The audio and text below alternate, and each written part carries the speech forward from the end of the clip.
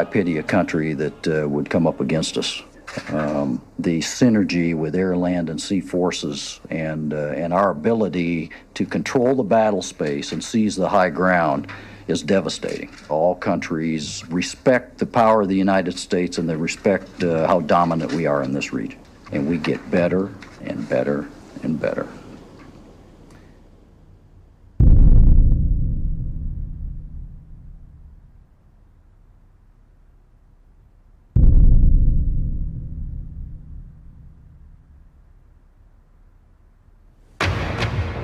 Tonight at 10, a rare glimpse of China's ambitious expansion in one of the world's most contested regions. We report from the South China Sea, where the Chinese are warning off anyone who comes too close to their building program. We continue our look this morning at what China does not want you to see. The United States says the superpower is reclaiming land in the South China Sea. The fact that we're dealing with a situation right now where the U.S., has to be much more aggressive in dealing with the Chinese government. CNN has learned that the U.S. Navy is about to send a destroyer there. Let's go to our CNN chief. CNN got exclusive access to classified U.S. surveillance flights over the islands. The threat of China is becoming big news. The media is beating the drums of war as the world is being primed to regard China as a new enemy. China's alarming creation of entirely new territory in the South China Sea is one part of a broader military push that some fear is to challenge U.S. dominance in the region. China is building airstrips in the South China Sea on disputed islands condemned by an international tribunal. This is now a flashpoint for war between China and America.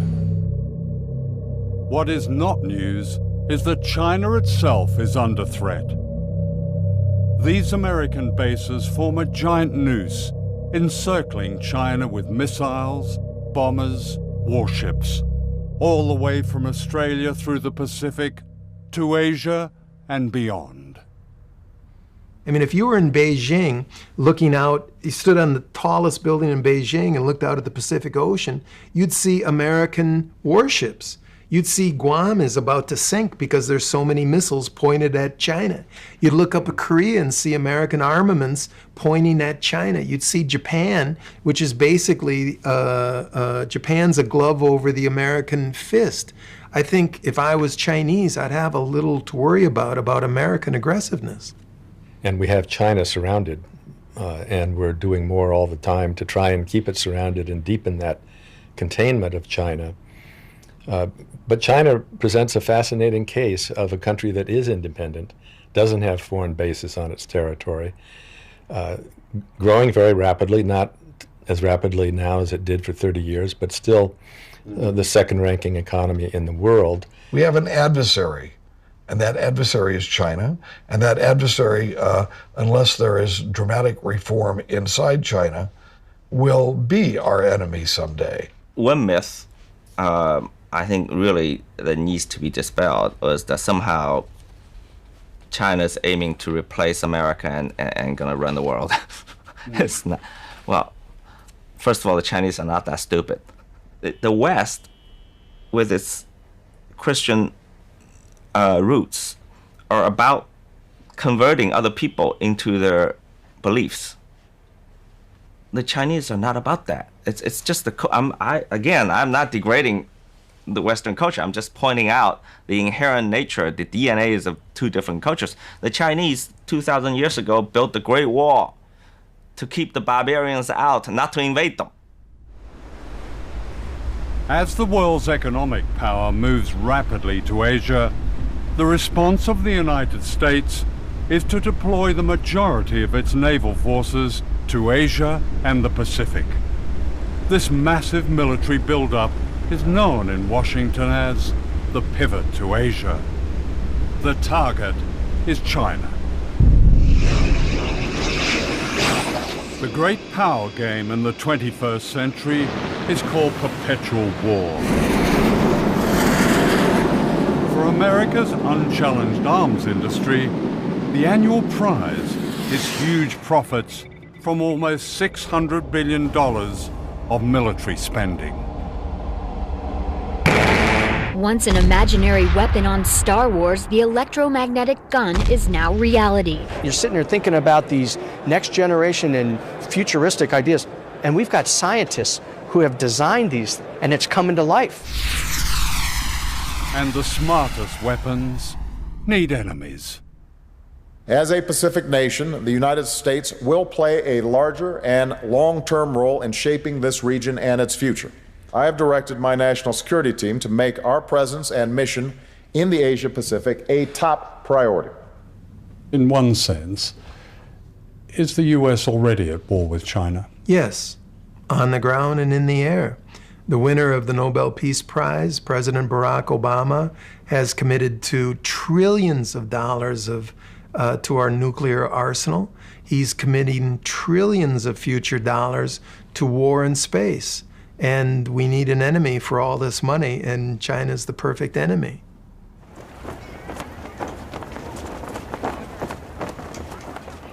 The aim of this film is to break a silence. The United States and China may well be on a path to war, and nuclear war is no longer unthinkable. In a few years, China has become the world's second biggest economic power.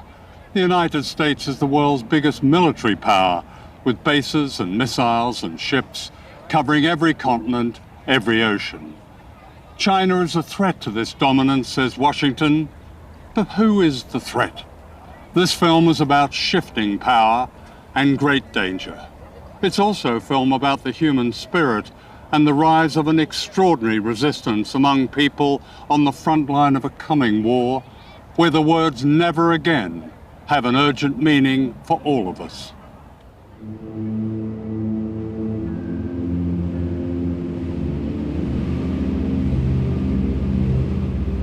This is Bikini, the rim of an ancient underwater volcano in the Marshall Islands. With its necklace of 23 islands, Bikini is a place of beauty and silence and menace.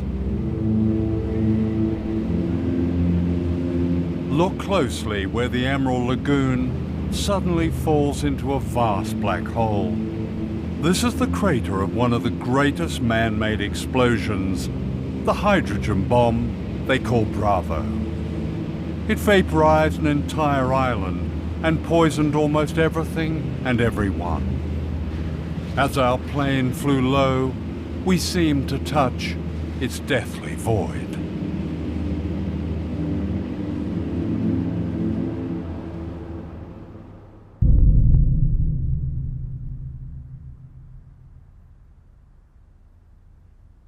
The Marshall Islands lie in the vast Pacific Ocean between the United States and Asia. Captured from the Japanese in World War II, they've long been America's strategic secret, its stepping stone to Asia and China.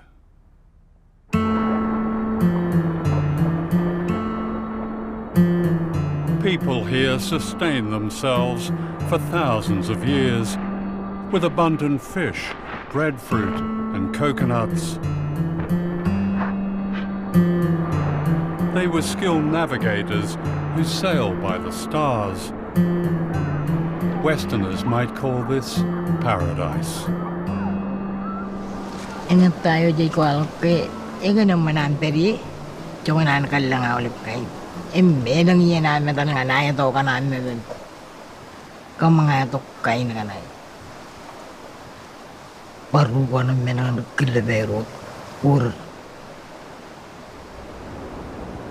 All that changed in 1946 when the United States took over the Marshall Islands as a trust territory, with an obligation to protect the health and well-being of the people.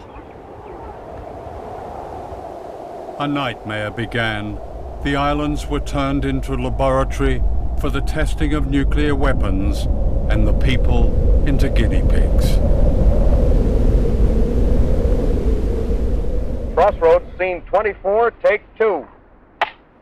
In this propaganda film, the Bikini Islanders are being deceived. Unknown to them, plans were already underway to destroy their paradise forever. Will you ask King Judah that the United States government now wants to attempt to turn this great destructive force into something good for mankind, and that these experiments here at Bikini are the first step in that direction.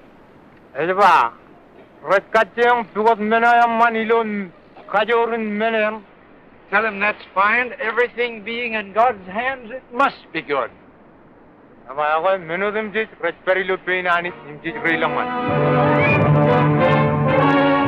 87 ships take positions 3 miles off Bikini to suffer the shattering impact of the 5th atomic bomb. Here will be An armada of warships was assembled in Bikini Lagoon in order to blow them to bits.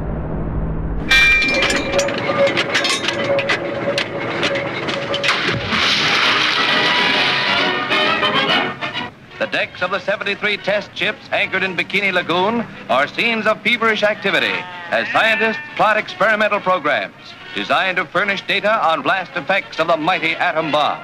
Animals of many Animals were strapped to their decks like a perverse Noah's Ark.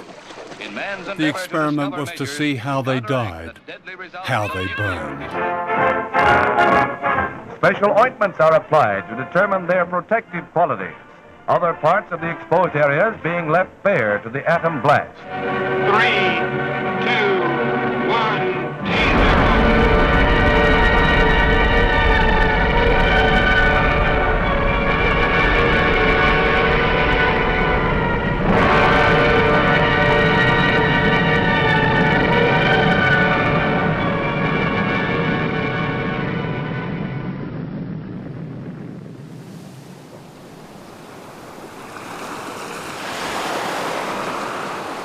Yo ci bongonin rane o me aro la kwamo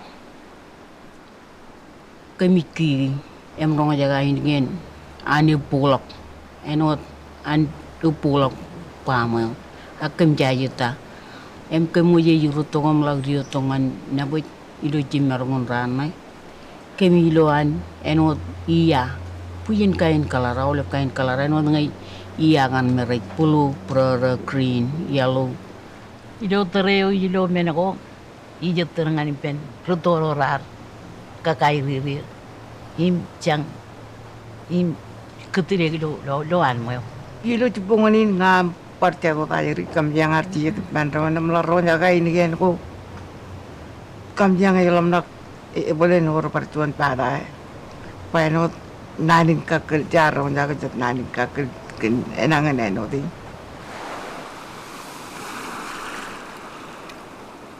Being on Bikini today is disturbing ghosts. I struggle through the jungle to the bunker where they pressed the button at 6:45 on the morning of the H-bomb test. Now claimed by the undergrowth, it's like a subterranean temple to modern times. They drank milk-made powdered milk, smoked Lucky Strike cigarettes, and later this sign was erected that's beyond irony. It says, "Please leave this property as you find it. Thank you for your kindness and understanding."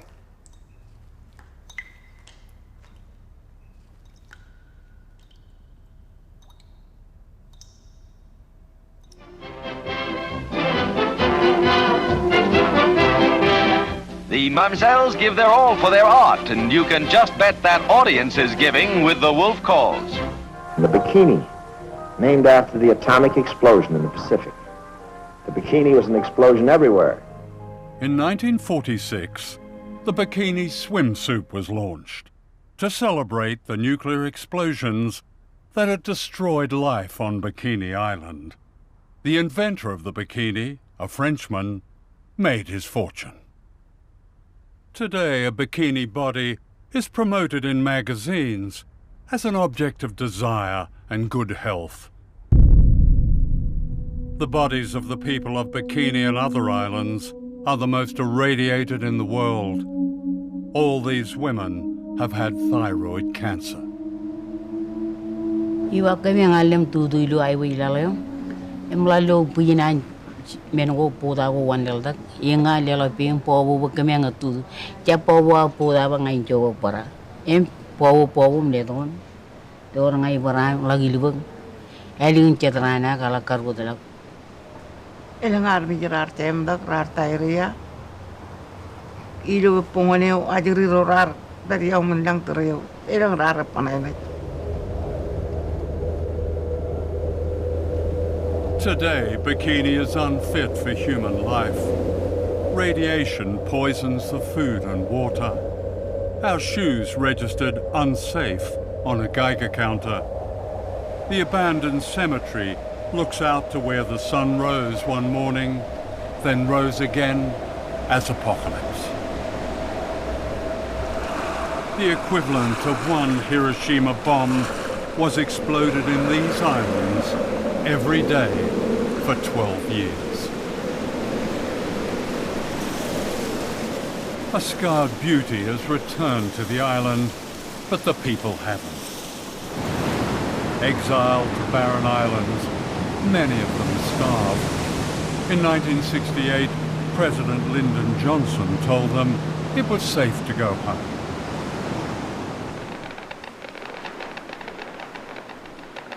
But it wasn't safe, and the US authorities knew it wasn't safe. Ijala ke minin yaman karar kamane ngai chep accident aglukun molin karar rar do godin kokuri ijin ya enigan enim im inkiye unnair dogum eno program kana ido kan garana kaga yo chongan an cherwal payini pen aga karja accident manne. What happened as a result of the Bravo test was that a cover-up was launched very shortly after March 1. I mean, there's such a history of wrong information, outright lies, deception. There was no attempt to take the most conservative approach and make sure that everybody was okay. They knew where the radioactive fallout was going to go. And they took that risk and went ahead and detonated the bomb, knowing full well which way it was going to go. They still had an opportunity to evacuate, even on the day of the shot. But these people were not evacuated, we were not evacuated, and the people on Utrecht were not evacuated. So it only leads one to believe that, number one, the United States needed some guinea pigs to study what the effects of radiation would do. And that's a pretty strong indication that the United States knew that. It seems extraordinary. Here we are, this far into the 21st century, talking to people still frightened of all that nuclear fallout, all those tests, all those years ago. The impression I get is that there's so little trust among people. The U.S. is trying to provide as much information, as much good information as we can. Yeah. And so I wouldn't accept the characterization that that there have been lies and cover-ups. The word guinea pigs comes up a lot from these survivors. I would refer you to our embassy website on that. I've read it. And that question was looked at during the Clinton administration, and that was not the conclusion they came to. The secret of the Marshall Islands is Project 4.1. Declassified documents reveal a scientific program that began as a study of mice and became a study of human beings exposed to radiation. Chicago is where it all began, and to the AEC Argonne Labs in Chicago last week came 7 men, natives of the Marshall Islands. Leben is from Utrecht. He and the rest were irradiated by our March 1954 hydrogen bomb test. John is mayor of Rongelap, which is 100 miles from Bikini. John, as we said, is a savage, but a happy, amenable savage. His grandfather ran almost naked on his coral atoll. The white man brought money and religion and a market for his copra. John reads, knows about God, and is a pretty good mayor. The Iron Room is a radiation detector for human beings. Inside, John, the mayor, whose first visit to the white man's country meant San Francisco cable cars and Chicago skyscrapers and streamlined trains, whose first visit to the white man's country meant the Iron Room. A savage governs his life by ritual. And he understands this because he thinks of it as a new ritual. Sitting alone inside the room. Outside, a strange kind of priest in a long white coat. When the ritual of the Iron Room was over for John, it began for the others. As each finished, he was told it was over, and he was given apples and other good things to eat. Then he took off the ritual clothing, and the 7 men put on the suits and topcoats they had been lent in Hawaii, which they would return in Hawaii on their way back in the Marshall Islands, in the middle of the Pacific Ocean. United States government documents clearly demonstrate that its scientists conducted human radiation experiments with Marshallese citizens. Some of our people were injected with or coerced to drink fluids laced with radiation. Other experimentation involved the purposeful and premature resettlement of people on islands highly contaminated by weapons tests to study how human beings absorb radiation from their foods and environment.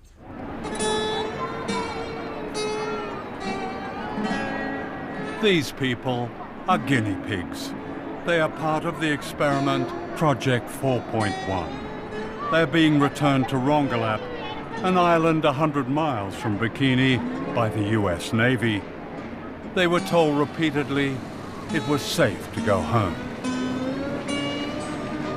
This happy couple believed they were going home to safety.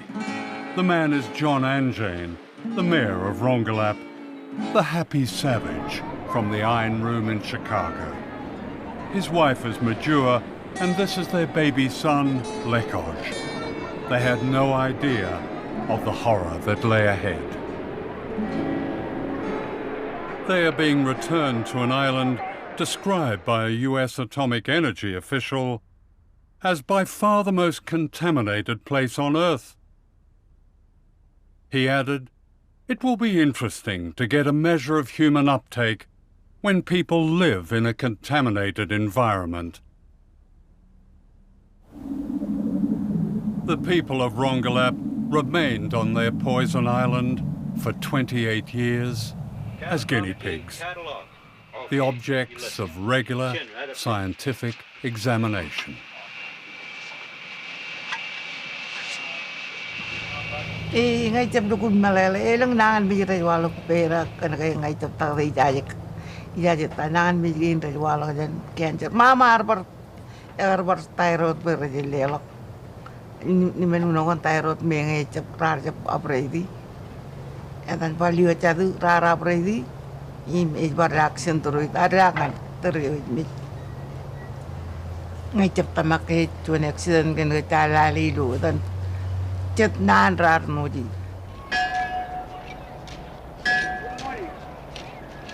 The islanders pleaded with the US authorities to move them to safety as evidence emerged that the second generation, the children, were also poisoned.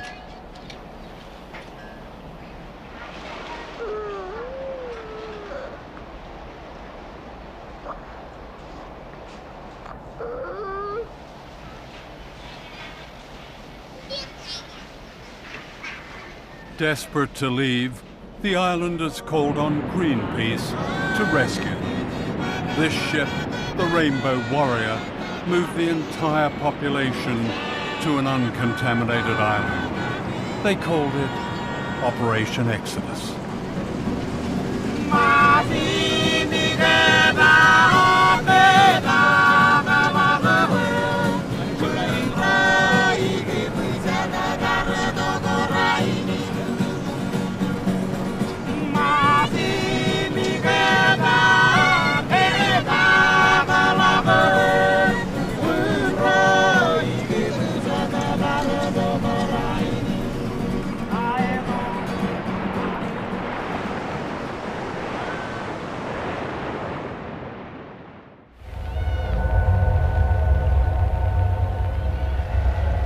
This is Dr. Robert Conard, a leading medical scientist of Brookhaven National Laboratories.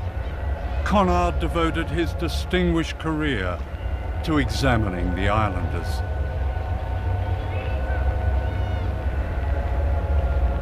He wrote, "The habitation of these people on the island will afford the most valuable ecological radiation data on human beings. The various radioisotopes present can be traced from the soil to the food chain and into human beings."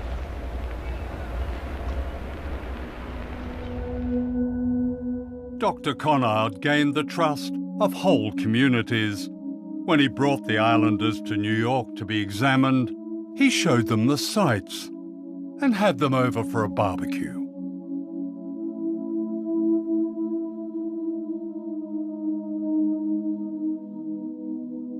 When John Anjane's son Lekoj died, aged 18, Dr. Conard sent the man they called a savage a sympathy card from your friend, Bob. In 1957, Majua Anjane was the smiling young woman seen here on her way back to Rongelap, unaware of the danger she and her family faced. This is Majua 28 years later, grieving the death of her son Lekoj from radiation poisoning.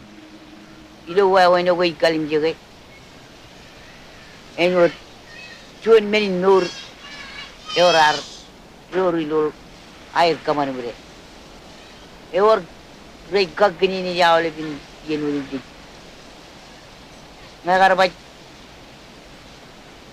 eno power rei mujidi eleng jigin eno porga tor lu awle ben jigin ulem di pen porre boegare awle jigin pen meno don many nur Imilo terrain ilu agal kalim jawa when I jarbale arjuan minuun eroika kenge ila kalim jawa when I jarbale nun mini nur bacik e jalok wewin ewe yang in menyo ala bagalam nakaga ole ben minuun di kun ribelle we rar ko kuralar ngundi in mujbi wayare kakni ni jidu why when I tell the many nur budget. And when many Kalamaloyan Gaga or Lebran.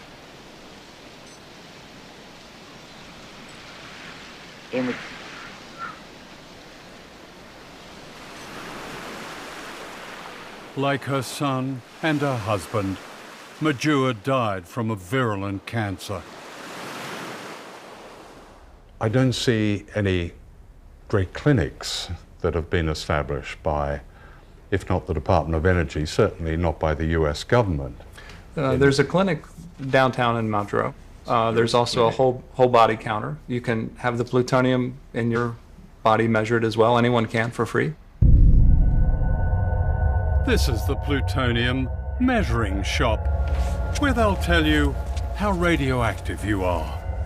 People waiting to be tested are welcome with a video showing their islands being blown up.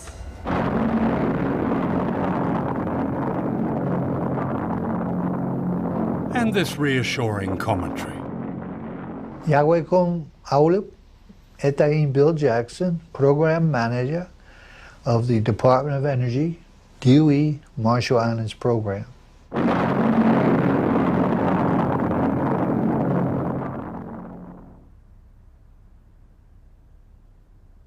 This is Rinok, a refugee from the poisoned island of Rongelap, whose family owned land and lived a secure, prosperous life. Now she lives in a shack in the capital, Majuro, with her children and grandchildren. She has no water, no sanitation.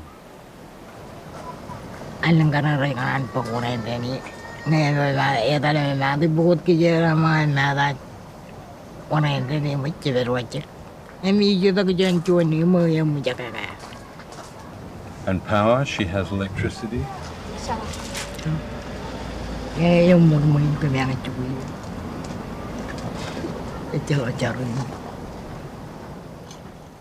In 1986, the United States granted limited independence to the Marshall Islanders on condition that they accepted a mere $150 million compensation for the damage caused by nuclear testing. A claims tribunal was set up and soon ran out of money. An appeal to the US Congress more than a decade ago still awaits a reply. Icap kariri ngarai menen merong paglalu na yun akalabay kadolay rang na ipar uyaki mga.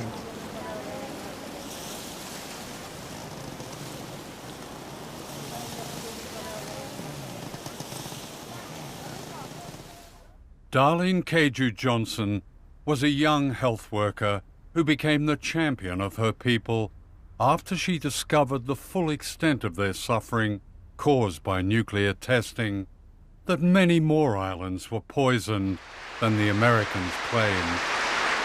This remarkable speech in 1983 broke the silence.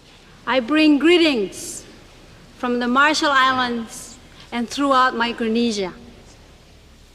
We have hundreds of women who have miscarriages. We have leukemia cancers. We have thyroid cancers. We have stillbirth babies. We have nowadays, I just gone back from home, and I have talked to many women and men in the population, is that we have babies we call jellyfish babies. A baby is born on a labor table, and it moves up and down like this. It's a colorful, ugly thing. It does not shape like a human being.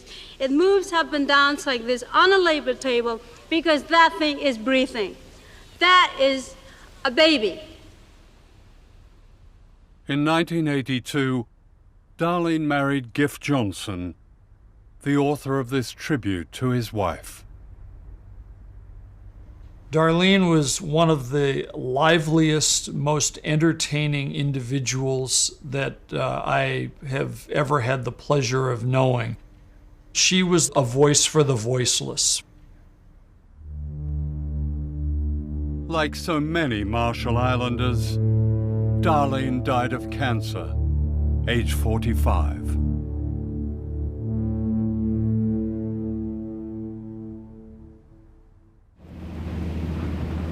This is the largest of the islands, Kwajalein, occupied by one of America's most important and secretive bases.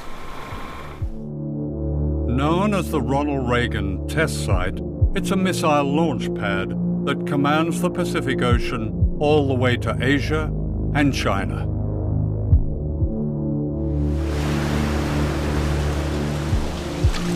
Here, the people of the Marshall Islands are once again being subjected to the testing of weapons of mass destruction designed for a coming war. The base is part of a remarkable plan known as Vision 2020. Devised in the 1990s, its aim is described officially as full spectrum dominance. This means control of all land, sea, air, cyberspace, and space. 5, 4, 3, 2, 1, ignition. From California, almost 5,000 miles away, the U.S. Air Force tests its intercontinental missiles by firing them at the Marshall Islands. Imagine a missile coming screaming out of the sky. It's absolutely terrifying. I think that there's really nothing that I can imagine that would be more terrifying than this. And we're talking about devices that any one of them could go off course. None of this disturbs life on the base, where small-town America has been recreated, a wonderland of the suburban good life.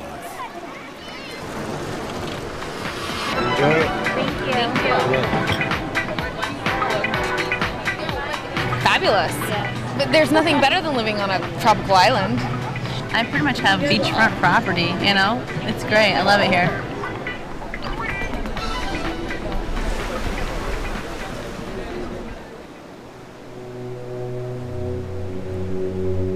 Just across the bay is Ebi Island. Known as the slum of the Pacific, more than 12,000 people live here on a strip of land less than a mile long. Many of them refugees from what is now the missile base and from islands poisoned by nuclear testing. Every day, people from Ebi are brought to work on the missile base to water the gardens and the golf course. Then they are ferried back to their poverty. This is apartheid in the Pacific.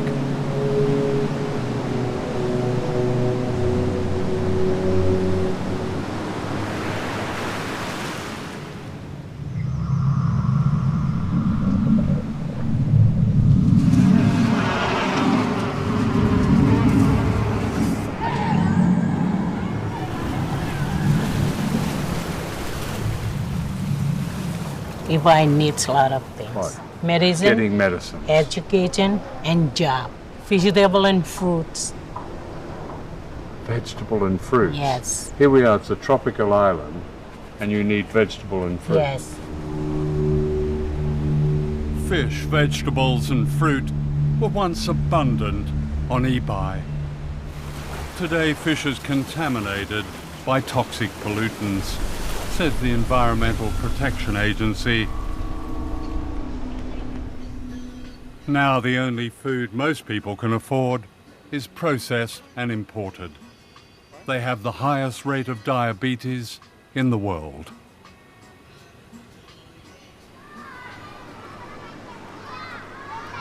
When someone gets really ill, do they go to the hospital over on the base? Because they've got a pretty modern clinic over there. They don't treat them with medicine. They just go there for taking the blood and then X-ray. So what happens when somebody is seriously ill? They cannot do anything. The most consistent example given is the example of the Ronald Reagan missile site and Ebi next to it. On the Ronald Reagan missile site, there's a vivid example of the United States, golf courses and swimming pools and all kinds of amenities. Right next to it is what is called the slum of the Pacific. It's a challenge. Ebi is in great need right now. We've talked about infrastructure.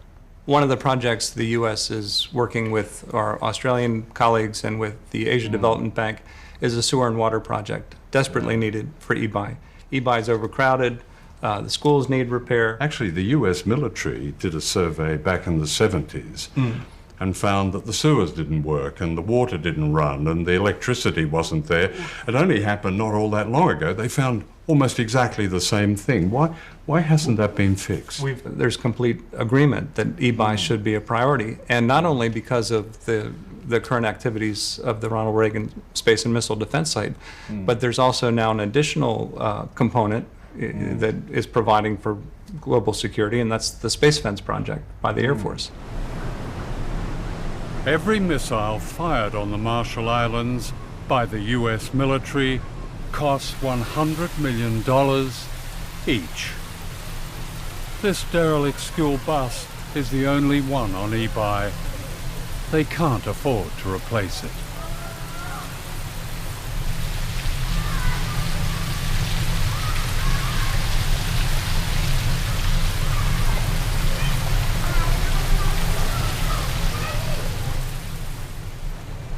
The base is not good for us. The people of Marshall Islands, we have no need for it.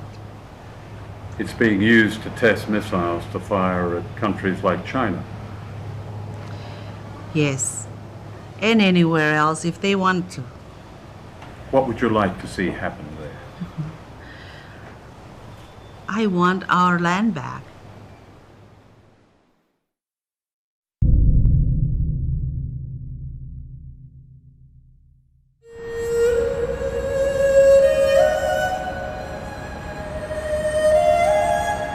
This is Shanghai, the historic port on the Yangtze River, China's greatest city.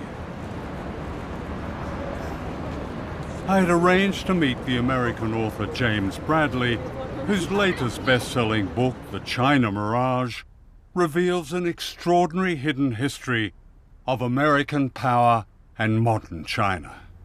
It was almost illegal for someone like me to know a Chinese for almost all of American history. The Chinese came to America to mine gold and build the railroads, and Americans decided we didn't like the competition. So in 1882, we had the Chinese Exclusion Acts, which kept the Chinese out of the United States for about 100 years. So you have the largest population in the world that can't come to the United States. So at just the point we're putting up the Statue of Liberty saying we welcome everybody, we were erecting a wall saying we welcome everybody except those Chinese. Fear of a rising China today is the latest chapter in a history of propaganda that presented the Chinese as uncouth and infantile.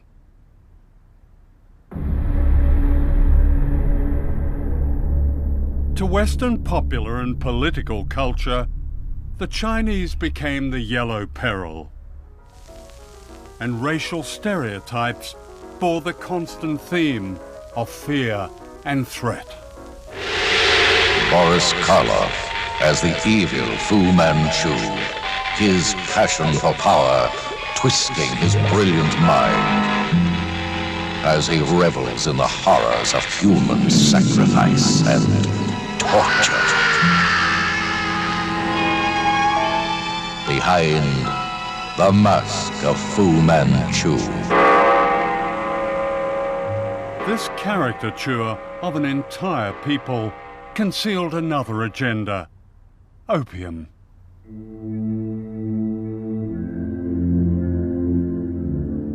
For the American elite in the 19th century, China was a gold mine of drugs. Warren Delano, the grandfather of Franklin Delano Roosevelt, was the American opium king of China. He was the biggest American opium dealer, second to the British. He welcomed the first American ship into China to help out with the opium wars. Much of the east coast of America, Columbia, Harvard, Yale, Princeton, were born from opium money. The American Industrial Revolution was funded by huge pools of money. Where did this come from? It came from illegal drugs in the biggest market in the world, China. Let me get this right. The grandfather of arguably the most liberal president, Franklin Delano Roosevelt, was a drug runner. Yes, sir. Franklin Delano Roosevelt never made much money in his life. He had public service jobs that were very lowly paid, but he had yachts, he had summer homes, he had mansions in New York City. The kids went to private schools. He inherited a fortune from Warren Delano, his father, who was the American opium king of China. If you scratch anyone with the name Forbes in their name, John Forbes Carey, Secretary of State John Forbes Carey. That's the present Secretary of State. Yes, sir. You'll find opium money. His great-grandfather was an opium dealer. How big was opium money? Opium money built the first industrial city in the United States, Lowell, Massachusetts. It built the first 5 railroads in the United States. Opium money all over the East Coast, but it wasn't talked about. It was called the China trade. And if you go to various museums, you can see teas and silks exhibited, and they keep quiet about all that big opium money. In the scramble to get opium money, China was invaded and colonized by Britain and the other imperial powers. Foreign armies grabbed whole swathes of China. This is the American army in Tiananmen Square, Peking, in 1900. Great cities like Shanghai were taken over and declared concessions, and foreigners lived a life of privilege and luxury amidst terrible poverty imposed on the Chinese.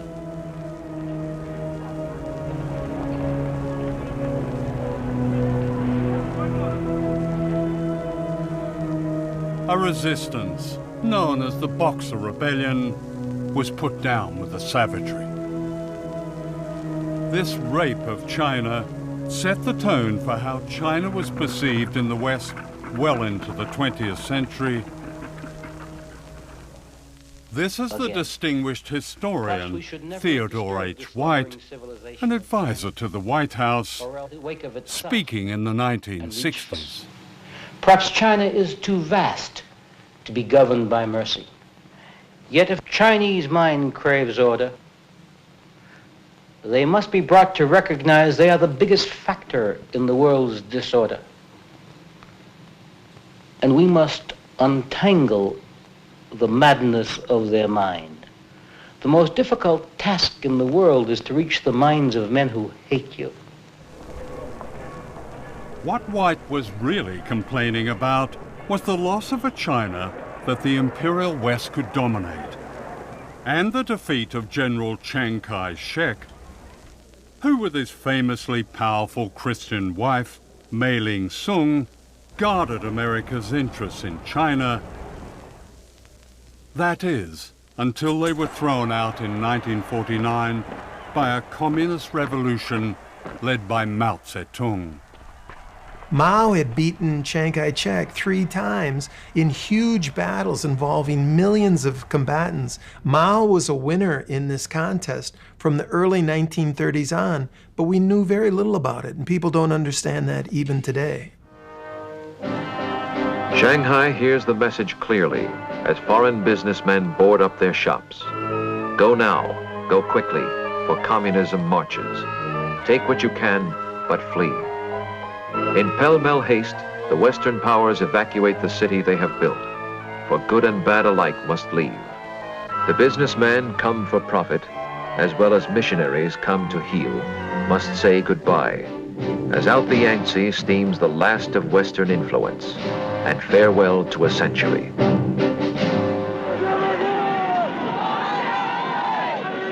Even today, it's difficult to understand the paranoia ignited by Mao's revolution. As we look at China on the map, we can see that China is the basic cause of all of our troubles in Asia. I believe that for the sake of our safety, it is necessary to be prepared for the possibility of a Chinese missile attack on the United States. One of the myths about Mao is that he was an implacable enemy of the capitalist West.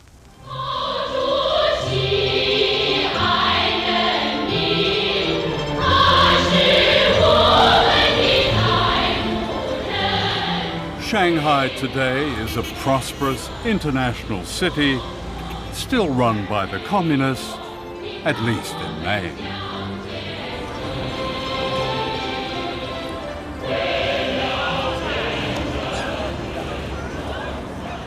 When I was last in China more than a generation ago, the loudest noise was the tinkling of bicycle bells. Mao had just died, the streets were dark, the universities were closed. The chaos of the Cultural Revolution had given way to a great silence. "We're exhausted," was the freest comment I heard. Coming back, the change is barely comprehensible. Here in Shanghai, the freedom bears no comparison. Yes, there are issues with human rights, especially the right to speak against the state and challenge its power. Since I was last here, millions of people have been lifted out of poverty, many of them into an entirely new middle class. This epic is still barely understood in the West, or should that be willfully misunderstood?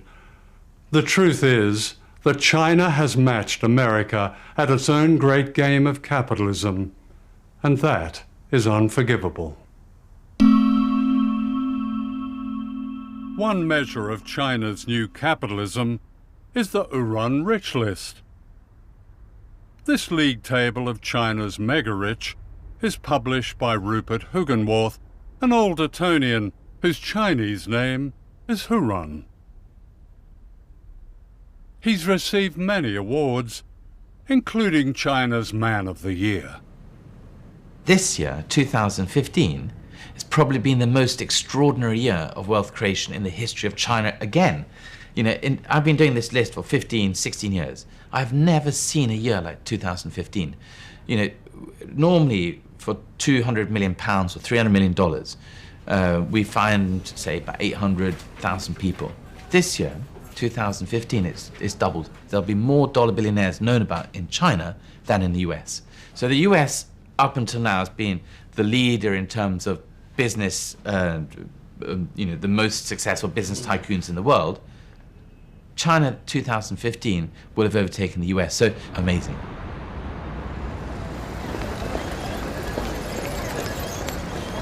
Modern China is full of telling ironies, not least this museum that was once the house where Mao and his comrades secretly founded the Communist Party of China in 1921.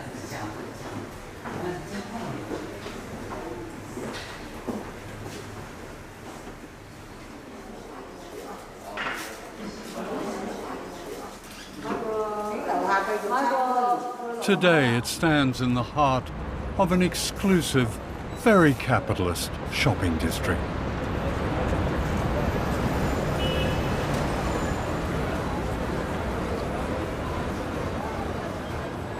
When you leave the shrine to China's Great Revolution, you're confronted by a surreal spectacle. For right outside where the Chinese Communist Party was born are the very symbols of capitalism.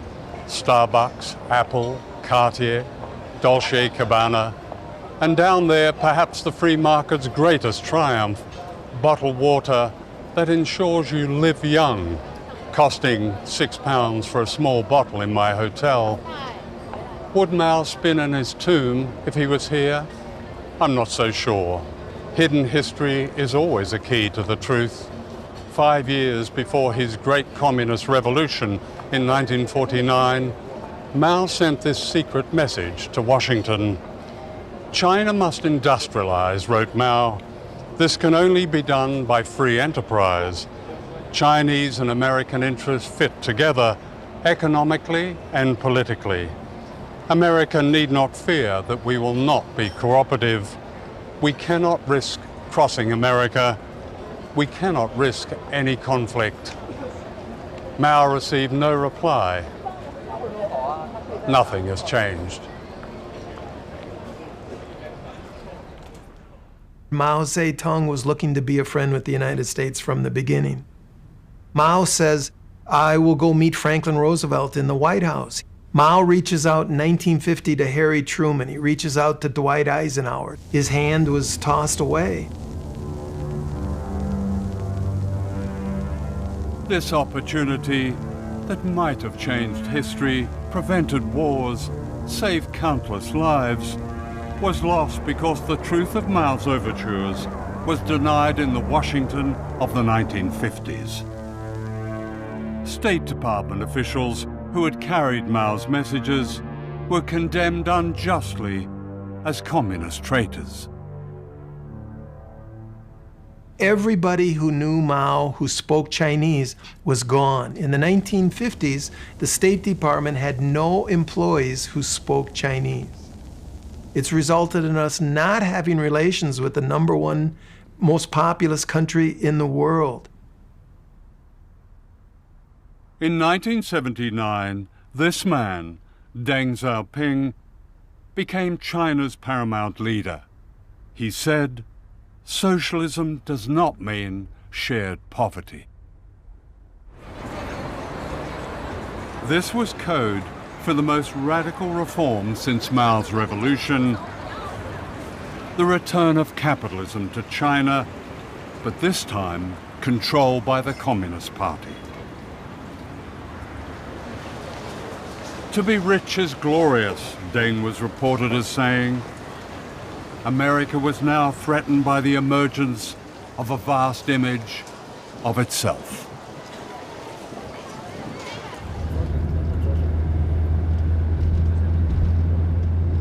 This is one of the many very exclusive gated communities in Shanghai, where an apartment is one of the prizes of the new communism.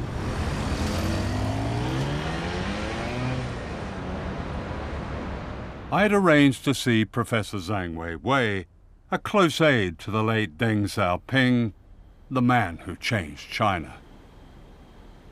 Deng is really extremely long-term visionary, a leader with exceedingly long-term and strategic vision for his country, for his people. And China is still following that path. Yeah. Actually, this is really a tradition from China's long history. You look at even like Mao, he said we should, surpass UK by which year, we should surpass United States by which year. So this tradition continues to this day. Even Xi Jinping today is also doing the same. Actually, what many Chinese have problem with Western media is the stereotypes about China. If you are content with stereotypes, you miss so many things. If BBC broadcasts something, they are happy to always mention this communist dictatorship, this autocracy.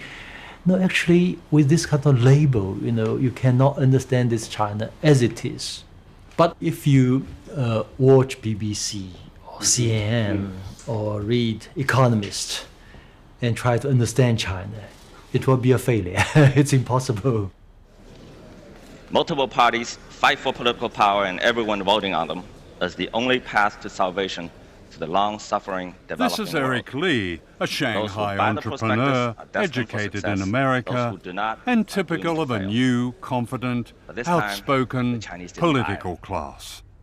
Now in China, there are a lot of problems, but at the moment, the Chinese, the party state, has proven an extraordinary ability to change.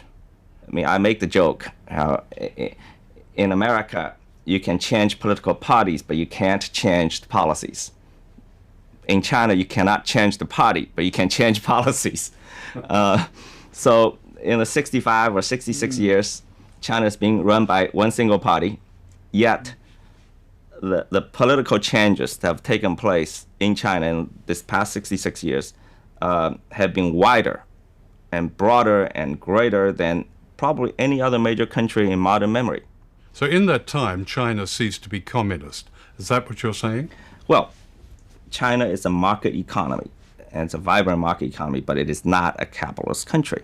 Here's why. There's no way a group of billionaires could control the Politburo as billionaires control American policymaking. So in China, you have a vibrant market economy, but capital does not rise above political authority. Capital does not have enshrined rights.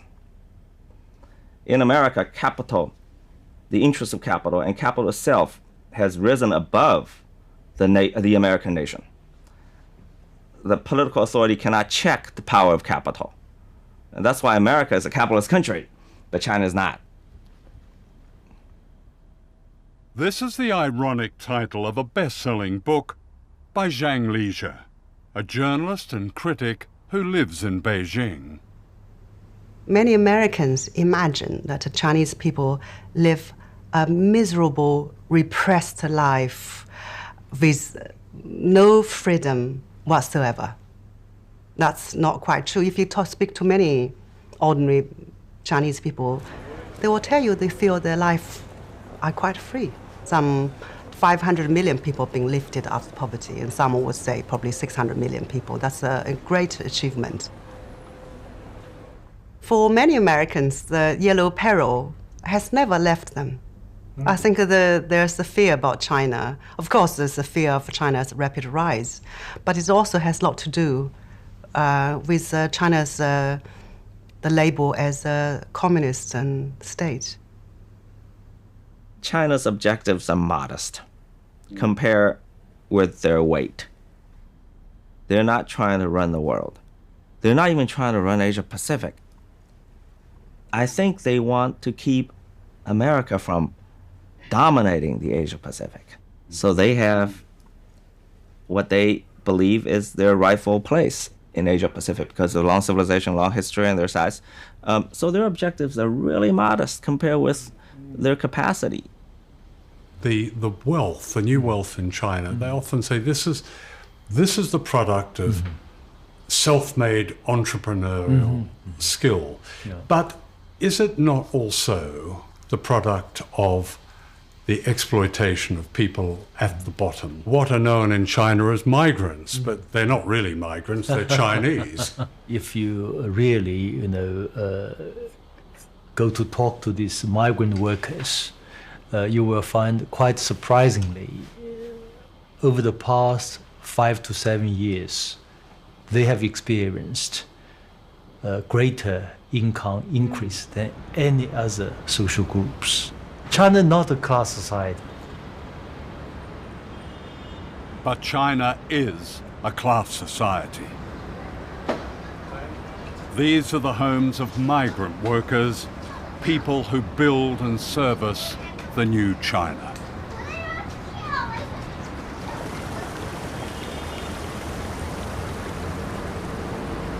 Here it's not uncommon for 3 families to share one tiny flat.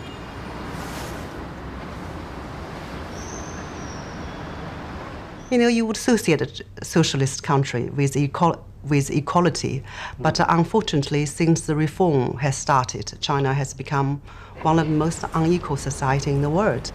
The income gap is widening. Government, I feel, have retreated some of the responsibilities, left the market to take over, but the market does not always treat women kindly. Some private companies, they would just refuse to hire child-bearing age women. And sometimes when women become pregnant, they will sack them because they don't want to pay the maternity leave. And in fact, the income gap has grown much bigger between men and women. Your old boss, Deng Xiaoping, presided over the bloodshed in Tiananmen Square. What would you say to the survivors of Tiananmen Square? Because so many of those did fight for what they saw as democratic change in China. In 1989, there were 2 political forces. One was those represented by the Chinese students. Their hero was Mikhail Gorbachev, who happened to be in Beijing. Their slogan was, Soviet Union's today, China's tomorrow. So the idea was political reform first, other reform second. Otherwise, China would be hopeless. And Deng's message was the opposite. He thought Gorbachev was an idiot. He thought, China must have economic reform first, other reform second. This priority must be set clearly. Unfortunately, at that particular moment in 1989, the 2 political forces could not reach a compromise. So definitely a tragedy occurred. It was more than a tragedy. It was a massacre, of which the memory remains a raw presence in modern China. Why does the Chinese state still fear the few who speak out? And I'm thinking of Liu Xiaobo. Exactly. I mean, this man won the Nobel Peace Prize, and he's in prison. He's violating Chinese law, by a big margin. So actually the freedom of expression, similar views are aired by many people, but he's really going to the extreme. Liu Xiaobo challenged the government to implement democratic reforms and has spent a total of 13 years in prison. Why can't a confident China accept a criticism like this? So Nobel Peace Committee makes huge mistake. They owe the Chinese an explanation. If you cross the line, you violate the constitution, you violate so many laws, you should be punished.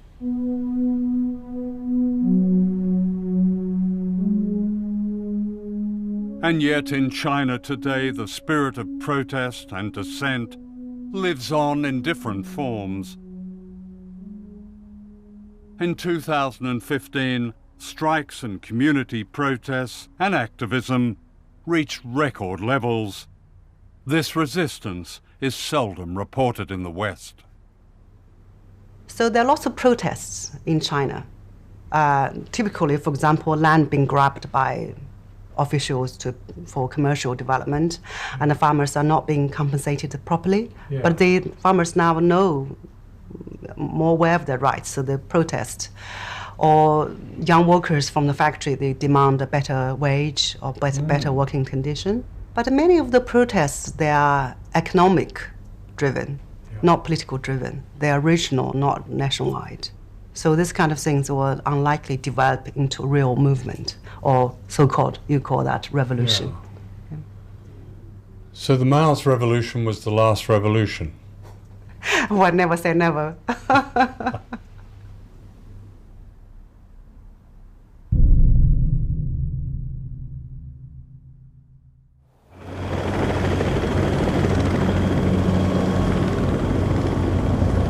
The Japanese island of Okinawa is occupied by 32 military installations.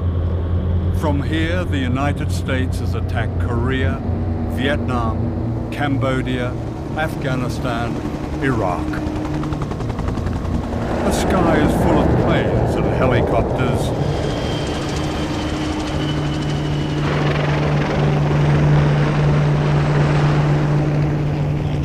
Wherever people go, they are fenced in and told to keep out.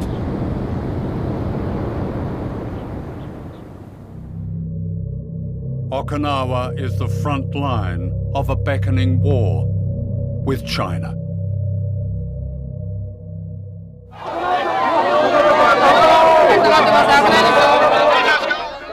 Aged 87, Fumiko Shimabukuro is one of the leaders of a non-violent resistance that's challenging Washington's pivot to Asia.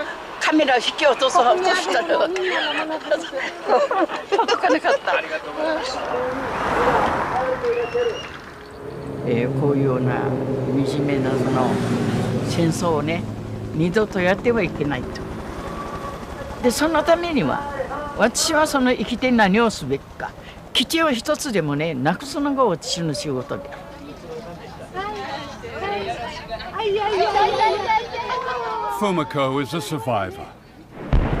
A quarter of the civilians on the island were killed in the American invasion in 1945, and a fear of war has been passed through the generations.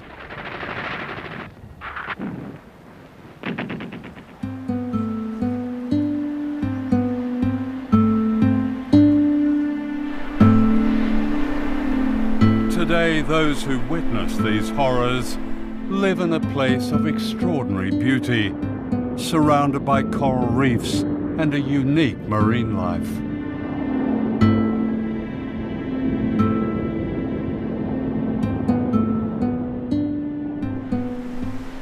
It was here in Hanoko Bay that the survivors of World War II sought refuge, and it's this they're now fighting to save. It's an epic struggle that pits these island people against the greatest military power on Earth.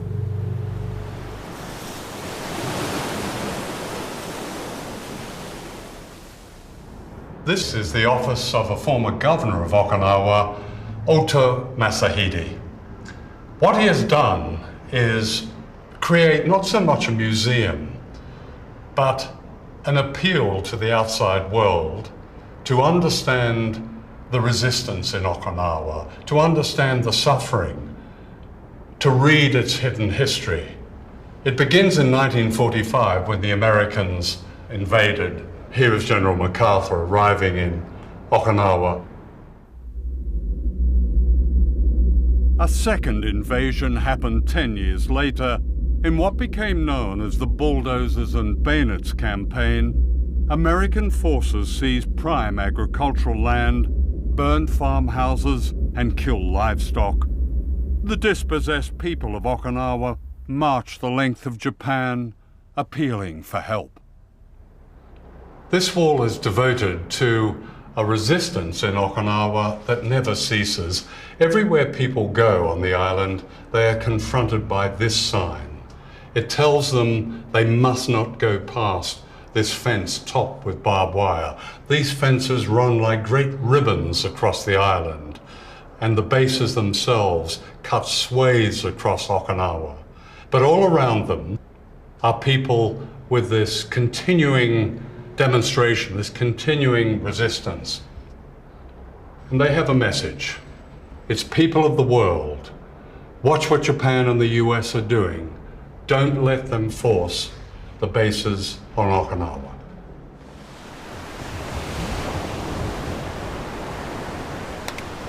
そしてね、沖縄はずっと戦後ずっと基地はもうこれ以上の基地負担は嫌だと言ってきたことを日本政府はアメリカに対してはっきりものを言っていない。アメリカにもいい顔、沖縄にもいい顔してる。だからそれに対して腹が立ってちゃんとアメリカにものを言ってくれという気持ちでいます。だからここにジュゴンの保護区を作るためにはここに基地があったらできません。だからその基地はですね、国がもたらされてくるという民話があります。でその民話の中にジュゴンがですね、担い家内の幸からその幸を担い家内からその死者をですねがやってくるというふうに言われています。その担い家内から死者を連れてくる時にですね、ジュゴンの背中に乗ってくるというふうに言われているんですね。All this will be lost when much of the bay becomes concrete runways for bombers at Camp Schwab, the huge US Marine base behind this fence.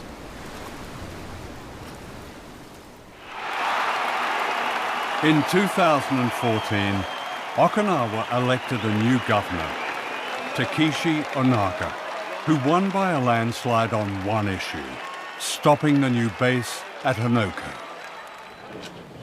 This was election night outside the American base at Camp Schwab. あ、足止めです。こんばんは。はい。ありがとう。ありがとう。ありがとう。やったー。やった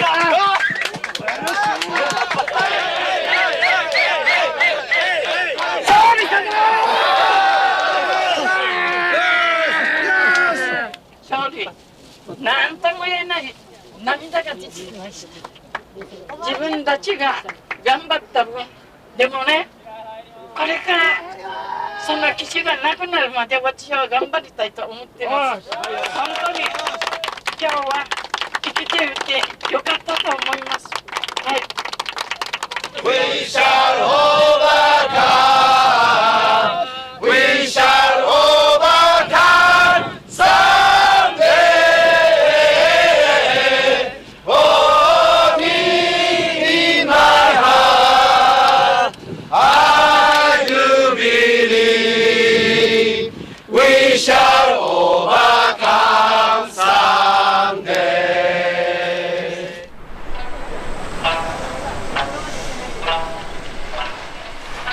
The New Year's celebration of their victory was bittersweet. The government in Tokyo resented this unprecedented challenge to its authority. The issue is now in the Japanese courts. Japan's Prime Minister, Shinzo Abe, has also made clear that with the backing of his powerful patron America, he wants to reawaken Japanese nationalism and reclaim its military power.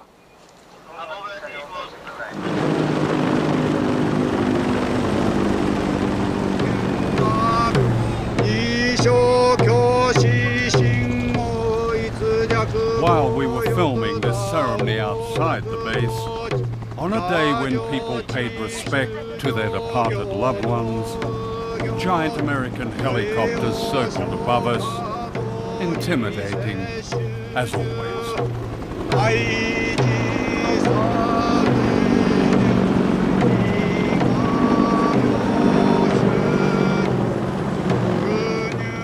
threat of these low-flying aircraft is a constant presence in Okinawa. Teachers often can't teach because of the noise and the fear.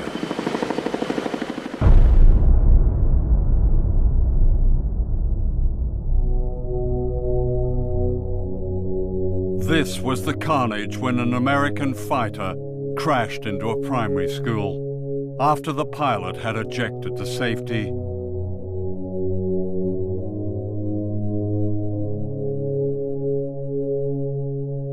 Haru Akira, age 7, was terribly burned.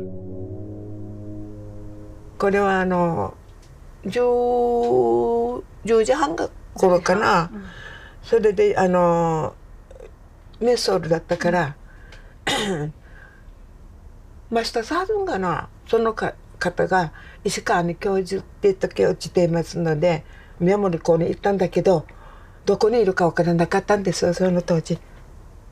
でそれ人から「あきら君は病院中部病院に行ったよ」という人が「あきらはあっちにいますよ」と言って知らせて行ったから焼けているようにして焼けてもう一目見るだけでも苦しくても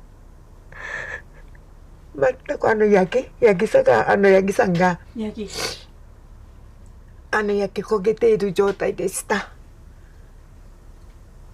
それ話したくないですよね。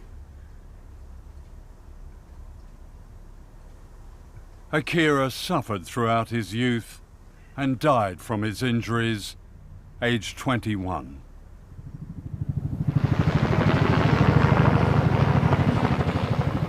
Another tragedy waits to happen on Okinawa. US military aircraft have been involved in 44 accidents on the island.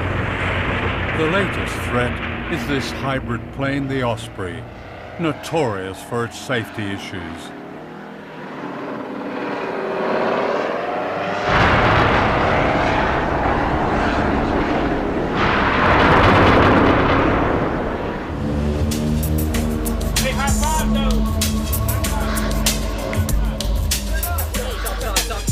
Wherever the military is based in Asia, there is a relationship with local people, especially women, that often breeds resentment.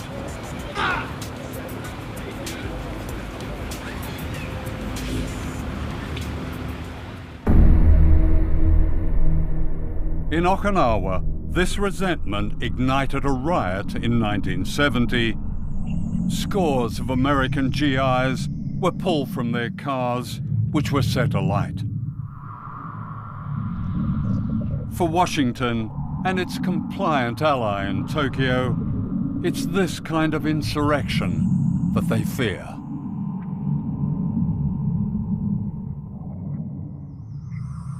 During the making of this film, a young woman was raped and murdered, allegedly by an American military contractor from one of the bases.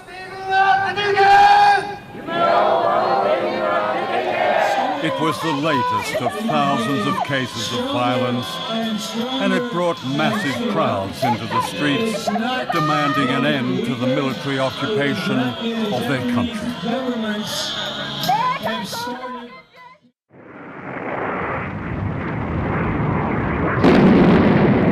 This is a Mace missile, designed to carry a nuclear warhead. During the Cold War, the United States secretly installed nuclear weapons at this launch pad in Okinawa. Most of them were aimed at China.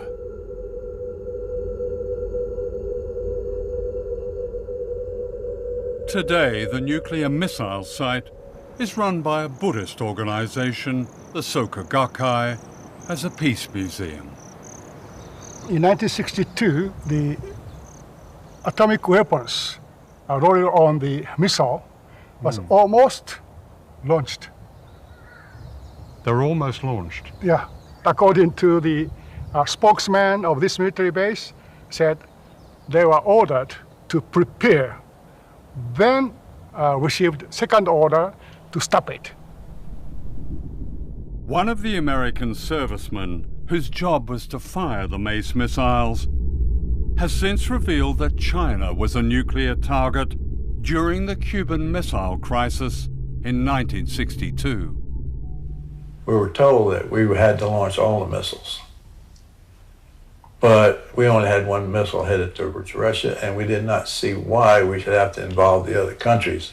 The captain suggested that everybody crack the doors open, so it would take less time to launch a missile if the doors were cracked open. One of the launch crews was on the point of firing their missiles when a duty officer suspected the order was false. The launch officer on the B side was told to send 2 men over there with 45s and to shoot anybody that tried to launch until the situation was resolved. And it would only take like 15, 20 seconds to run the distance between the two command centers. So those 2 men kept that whole crew at bay while we made a decision as to what to do. And it wasn't very long, maybe 2 or 3 seconds later, where a very nervous major came over the intercom issuing the stand down order. And then we just kind of looked at each other like we could have exterminated the whole planet. The major who had given the launch order was quietly court-martialed and dismissed from the Air Force. That morning is just as familiar to me and as clear as yesterday morning is. And this is 53 years later. And how clear blue the sky was. And it was just some very light clouds. And there was a perfect breeze blowing and a perfect temperature. I did not know what the temperature was, but it just felt perfect. And we were all just kind of taking it in and taking in the smell of the air and the sea and the land mixture together, and everything smells so beautiful. This is very interesting because it shows the cities in China where these Mace missiles were aimed at. Yes. Which ones do we have here? This is Okinawa Island. So within 2,000 kilometers, you find Peking or Beijing, Xi'an, UK, and Hong Kong, Shanghai, Taiwan, Taipei, and Pyongyang, North Korea, within the range of missile.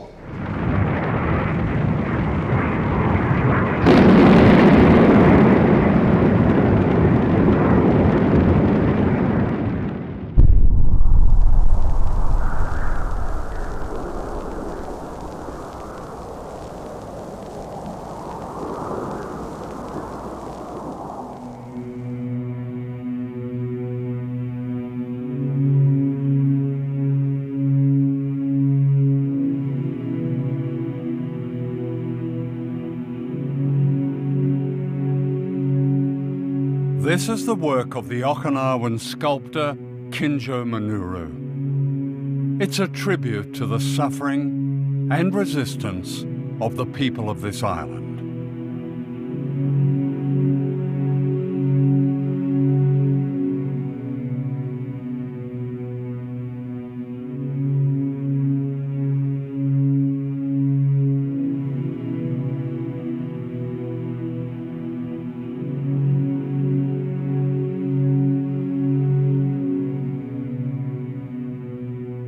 More than 1,000 miles away, on the Korean island of Jeju, these symbols of struggle are hauntingly similar. The work of Korean sculptor Ko Gil-chun represents another fight of island people for freedom.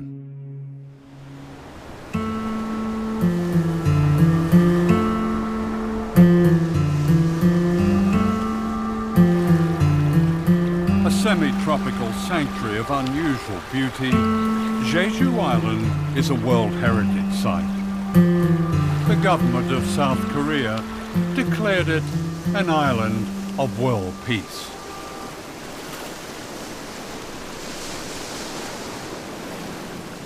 But on this island of peace has been built one of the most provocative military bases in the world, less than 400 miles from Shanghai.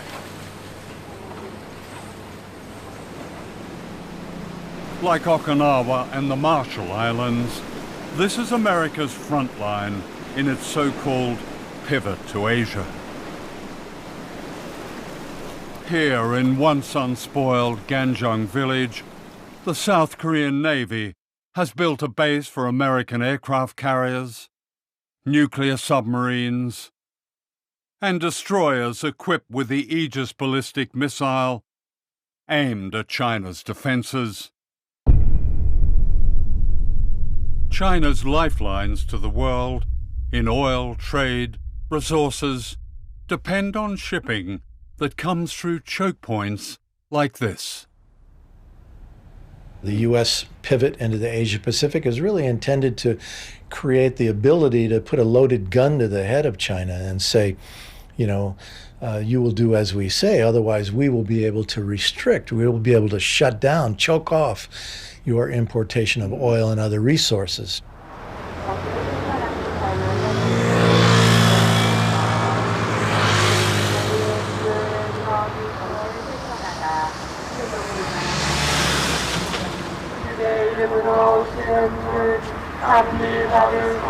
For 9 years, every day, often twice a day, these Catholic priests have staged a mass that blocks the gates of the new military base on Jeju Island.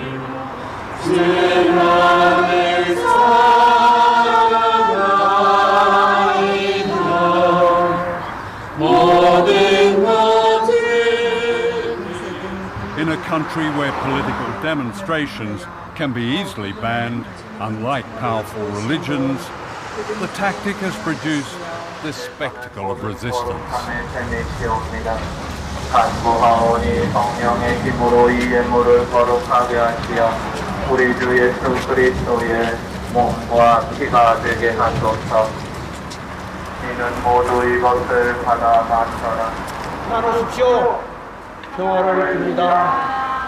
Father Moon Jong-hoon has led the fight to stop the base being built and several times suffered serious injury.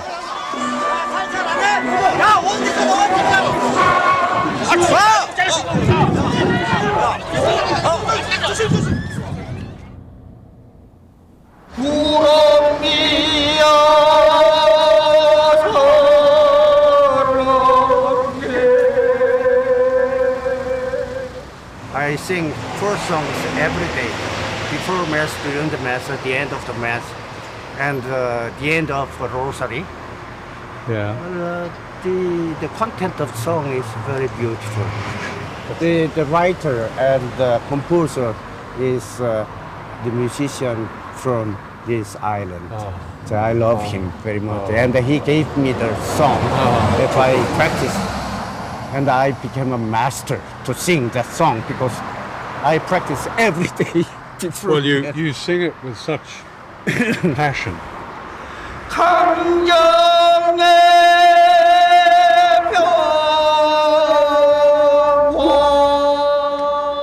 Sometimes we just wait.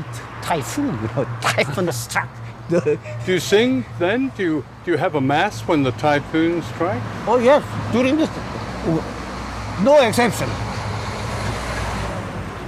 What will happen if this base becomes operational? They have destroyed the environment, destroyed the life of villagers. No, we should be witness of that oppression and violence, you know. Why do they do it? Well, they'd like to rule the Pacific area, whole area, right? They'd like to make China isolated in this globe. Yeah. You know? It means U.S. government want to be emperor of this world.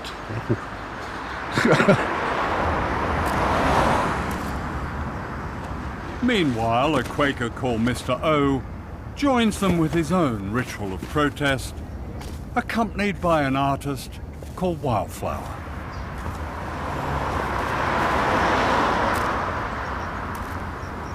오초근 선생님이 삼보일배를 하다 보면 이렇게 바닥에 숙여야 되잖아요. 그래서 차들이 올 때 못 볼 수 있어요. 매우 위험하죠. 그래서 제가 뒤에서 좀 눈에 띄게 이렇게 하고 있으면 그런 교통사고를 막을 수도 있고요. 저도 제 바느질이 명상이라고 생각하거든요. 실제로 그 뇌파가 명상할 때 거의 비슷해요. 바느질할 때. 저는 저 해군기지가 명백하게 미국의 전쟁기지라고 생각해요. 그래서 배치와 더불어서 우리나라 한반도 남쪽, 전쪽, 서쪽으로 미군 기지가 들어있어요. 그래서 저는 이 제주가 마지막 이 이 서해안 쪽으로 전쟁 벨트를 지었는데 그 벨트의 맨 마지막이라 생각을 해요. 그 당연히 이거는 중국을 겨냥하고 있기 때문에 중국과의 분쟁 또는 이쪽 동북아의 평화를 정말 위협할 수 있는 그런 기지라서 이게 가장 큰 위험이라고 생각을 해요.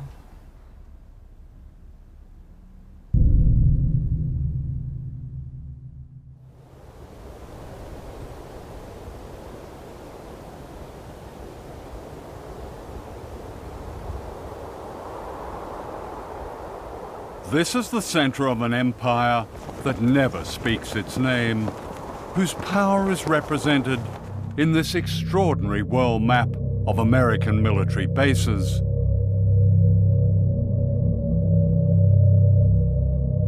"4,000 bases in the United States, almost 1,000 bases spread across every continent." The archipelago of empire, the bases that we have around the world hidden in plain sight, are the real territory of our empire. But at the same time, we maintain independent governments in Japan or South Korea or Germany. They don't have autonomy when it comes to foreign policy. So it's a very sophisticated and effective system whereby we pat ourselves on the back for helping to midwife democracy in Japan and Germany and South Korea and various other places, while keeping the lid on in that we don't know what these countries would do if they were fully independent. And the beauty of this system is that most people pay no attention to it at all. They think it's just a natural occurrence to have 50,000 American troops in Japan. There's no country that has better anti-imperial cred than the United States, and we are not trying to recreate the glories of the British Empire. We're arguing that the world is round. We have a global policy, and all nations have global rights. No ocean has ever been dominated the way the U.S. dominates the Pacific. Navy and Air Force.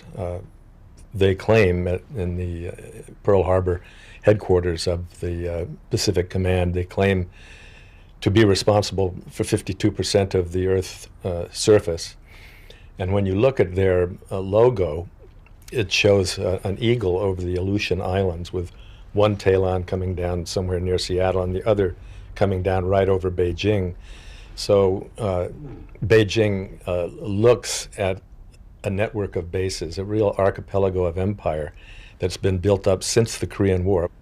You have had, and still have, an arc of bases that start in Australia and go through the Pacific. We have no bases in Australia. You have Pine Gap, you have Darwin, and you have a new facility in Western Australia. No, to speak precisely, we have no military bases in Australia. What we do is operate with and in Australian bases. Yeah. But we're not in the basing business nowadays. There's a growing collection of what are referred to as lily pad bases. These are bases that have typically 200-300 troops, no family members, very few amenities, and are often quite secretive. They're bases that are frequently constructed within a foreign country's base to disguise it, and generally are not referred to as bases. Many of these bases have been set up to combat China's worldwide economic influence. From these bases, the United States operates a secret army in 147 countries. If you're going to be a free country rather than give in to every gangster regime in the world, you're going to have to take a risk, because those gangsters, they want to eliminate good people in the world so they can and in China they want to dominate all of the Far East. They want to dominate just like Japan wanted to before World War II. Their goal was to dominate that part of the world. Today, because there has been no political reform in Beijing, these guys want to dominate a huge chunk of the planet. Twilight struggle. Andrew Kurpenovich served on America's National Defense Panel. He's a military strategist and war planner. You've written that airstrikes and naval blockades have a role to play in punishing China. You've described the need for sea mines. You've described the need for special forces, US special forces, and missiles placed in islands. This sounds like a preparation for war. Our first president, George Washington, said, if you want peace, prepare for war. And essentially, what the United States is doing, again, is responding to provocative behavior on the part of China. And just as we did in the Cold War, the idea was to have a position of military strength such that your adversaries were not tempted to act in aggressive ways or try and employ coercion to get their way. I mean, just last week, the US Navy sent a guided missile destroyer into the Spratly Islands in South China Sea. And what was different about this, I think, was that Chinese fighters scrambled. That sounds like an escalator. Well, again, from an American perspective, the escalation was the Chinese beginning to militarize these islands in the first place, moving its military capabilities down into that region, engaging in provocative behavior against the commercial activities and military forces of other minor countries in the region that have claim to those islands. So it's a response to Chinese intimidation. Excuse me, how is commerce being intimidated in the South China Sea? There have been no military forces, no military bases there. The Chinese... Except the United States military base. Not in the South China Sea, and not even in the Philippines, because the United States withdrew its forces in the Philippines. But the United States is back in the Philippines. The Philippines and the United States have announced 5 different locations scattered all throughout the Philippines where U.S. troops will be stationed on a rotational basis. This threat to China from yet more U.S. bases on its doorstep was not an issue when an arbitration tribunal ruled against China's claims to the strategic Spratly Islands in the South China Sea. In 2015, the U.S. Navy rehearsed a blockade that would cut China's lifelines of oil and trade and raw materials. The danger of confrontation grows by the day. The US Navy is on the doorstep of China, regardless of disputed islands, and is there with low-draft ships, planes, battle groups. It's right on the doorstep. What if Chinese ships, what if the equivalent was off California? Well, John, we ask ourselves that question regularly, and it's important to put yourself in the other guy's shoes. Yeah. So, look, we don't operate in the Pacific in an effort to scare China, to contain China, to backfoot China. Our operations and our presence, first of all, is warmly welcomed by the vast majority of the coastal states. But secondly, is fully accepted by the Chinese. Time after time. Is it, excuse me, is it fully accepted? Yes. My impression. By their words. The Chinese My impression leaders, is that they're scared. And this is what they're scared of. a noose of bases right around China.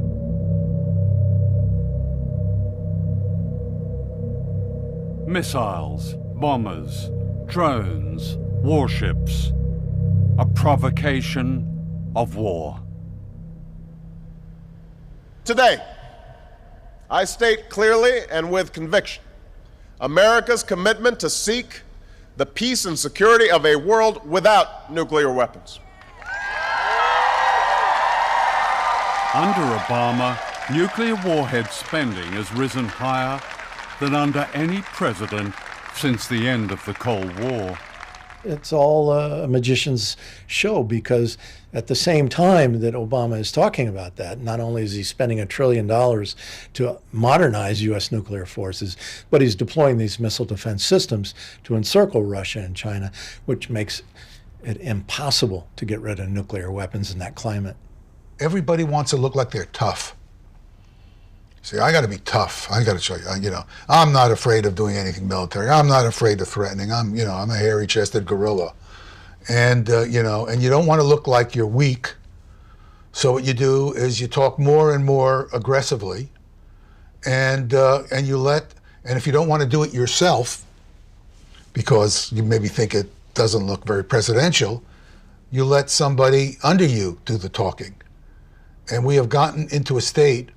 The United States has gotten into a situation where there's a lot of military, saber rattling, and it's really being orchestrated from the top. Yeah. This seems incredibly dangerous, all of this. That's an understatement, I think, but I agree. Yeah. When you routinely plan for mass murder, you become conditioned to it. That's what this is. We accept it. Oh yeah, we have nuclear weapons. The Defense Secretary, he's just announced that there will be warships and special forces and planes sent to the Philippines, and the Wall Street Journal has described this as the vanguard of a major U.S. presence in Southeast Asia. That sounds like... Where does this end? What's the purpose? I mean, where are we going to stop this process before it starts a war? And then if the war starts, where does that end?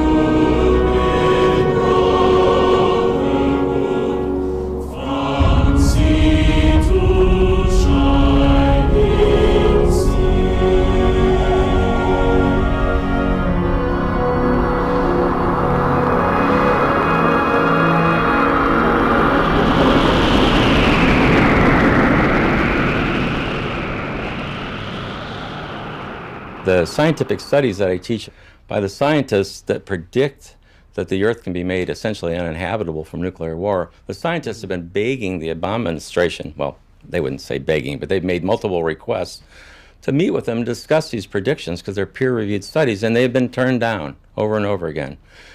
They've been peripherally told that, well, we don't think the long-term environmental consequences of nuclear war are all that important if the immediate effects of nuclear war don't stop it. But the long-term environmental consequences of nuclear war are liable to wipe out the human race. In one exchange, nuclear exchange between the US and China, what could be the consequences? Well, let me just give you an example of what one Chinese 4 or 5 megaton warhead would do to a city in the United States. If it got through, the detonation of that weapon over a city would instantly ignite about 600 or 700 square miles on fire.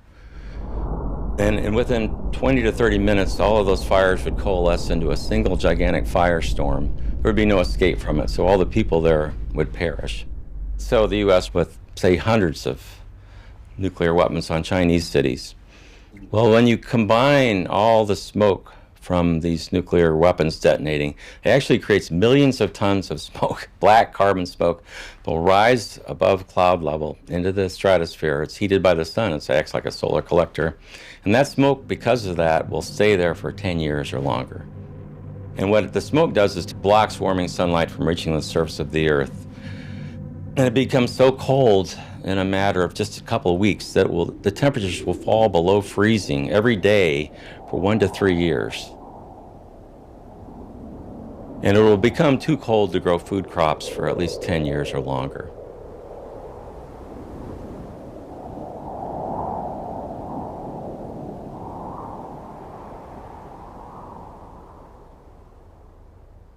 I mean, there's like a total disconnect with the changing world.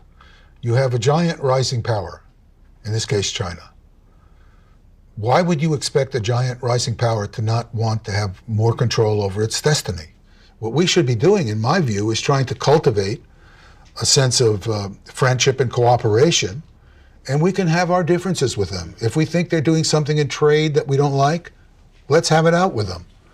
But this saber rattling is the worst thing we can possibly do.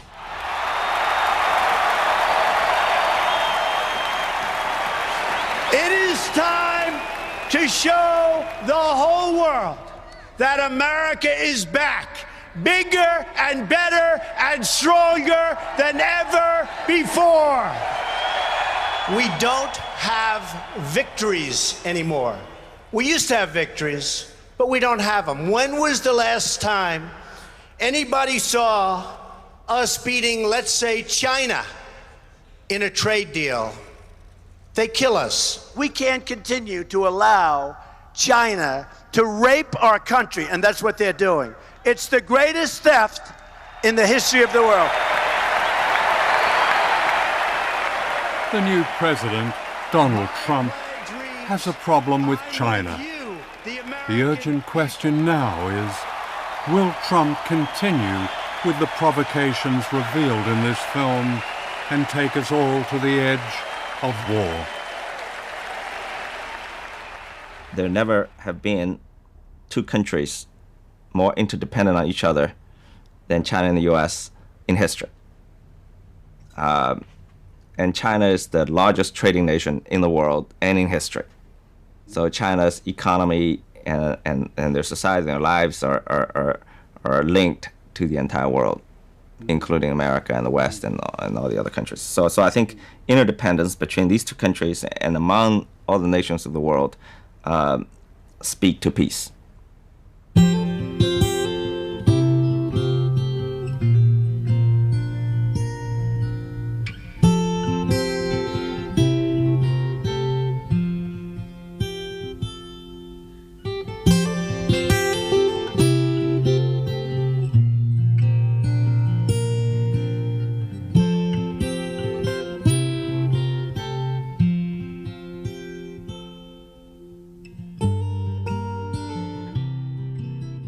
We don't have to accept the word of those who conjure up threats and false enemies that justify the business and profit of war if we recognize there is another superpower.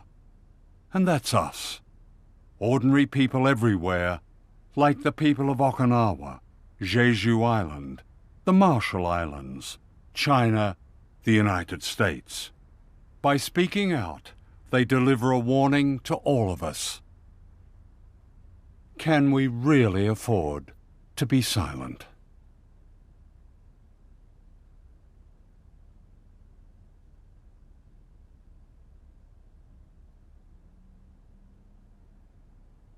We'll meet again.